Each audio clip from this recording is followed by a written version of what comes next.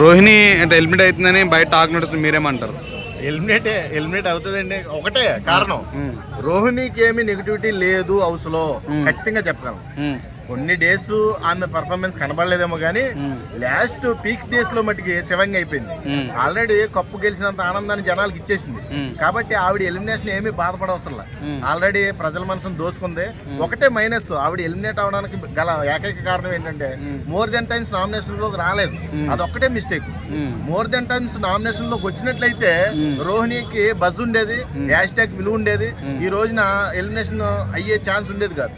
అదొక్కటే కానీ నెగిటివిటీ ఇంకేం లేదు. ఆవిడ గురించి మాట్లాడుకోవాలంటే కొన్ని విషయాలు ఏముంది, విష్ణుప్రియది ఎక్కువ తప్పు కనబడుతుంది మొన్న గొడవలో కూడా. కాబట్టి ఆవిడకి నెగిటివిటీ అనేదే లేదు. నేను చెప్తున్నా, శివంగి ఈజ్ బ్యాక్. ఎక్కడికి వెళ్ళినా శివంగే నిరూపించుకుంది. మొన్న టాస్కుల్లో కూడా ఇదే ఓటింగ్ పోల్ టాస్కుల్లో కూడా ఆడియన్స్ తో కనెక్ట్ అవ్వాలి కదా టాస్కుల్లో, అవి కూడా చాలా బాగా ఆడింది. నాకైతే ఆవిడ ఎలిమినేషన్ అంటే ఒక రకంగా చూస్తే అన్ఫేరే. ఆవిడ ఉంచొచ్చు కదా టాప్ 5 లో చూడాలని నాకు కూడా కోరిక. ఎందుకంటే ఆడింది కూడా మంచి చాలా బాగా ఆడింది. ఇప్పుడు better than and Vishnu and Prerana కొంచెం పక్కన పెడితే విష్ణు మీద బెటర్ దన్నే కదా రోహిణి. ఇప్పటి వరకు ఇచ్చిన టాస్క్లన్నీ కూడా అసలు మగోళ్ళగా మడతెట్టేసింది. అది కదా కావాల్సింది వ్యక్తి.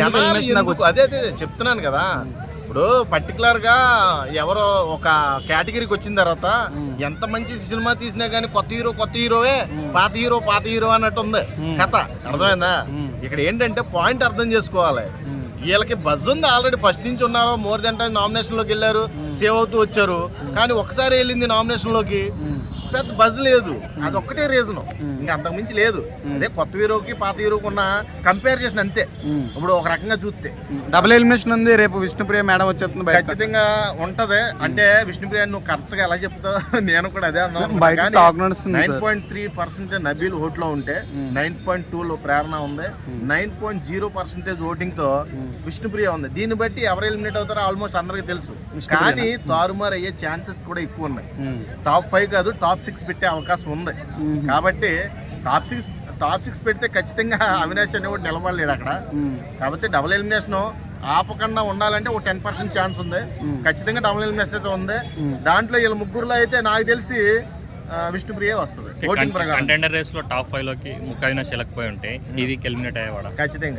ఖచ్చితంగా ఇది చెప్తున్నాను కదా, కొత్త హీరోకి పాత హీరోకి ఉన్న బజ్.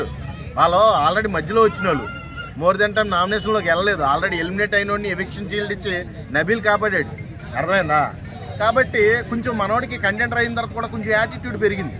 కాబట్టి నామినేషన్లో ఉంటే జెండాపై కబ్రే చేయవాడు. కాబట్టి దీన్ని బట్టి నేను చెప్తున్నాను, దాన్ని ఒక ఎనలైసిస్గా మార్చుకుంటే మనోడు అవినాష్ ఎంటర్టైన్మెంట్ పార్ట్. కాబట్టి ఒకవేళ కంటెంటర్ అయిపోయాడు కదా, కంటెంటర్ అవడం వల్ల కొంచెం చూస్తున్నారని నా అభిప్రాయం ఒక రకంగా చెప్పాలండి. కానీ నామినేషన్స్లో కంటెండర్ రేస్లో లేకుండా ఉంటే, టాప్ 5 లో లేకుండా ఉంటే ఖచ్చితంగా రోహిణి కన్నా ముందు అవినాష్ వెళ్ళేవాడు. కంటెండర్ రేస్ లో టాప్ 5 వచ్చాడు.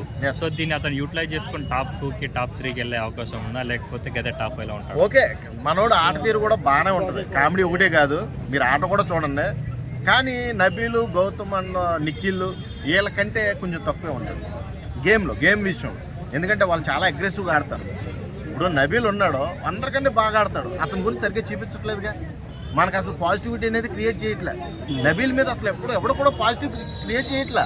మీరు గమనించండి, వాడు ఎంతో ఎఫెక్ట్ పెడతాడు గేమ్స్కి. కానీ మాట్లాడే విధానం కానీ బ్యాక్ పిచ్చింగ్ లేకుండా, ఫూలిష్నెస్ లేకుండా ప్లెయిన్గా పర్ఫెక్ట్గా మాట్లాడే వ్యక్తి నబీల్. లేదు, నబీల్కి బజ్ లేదు లోపల.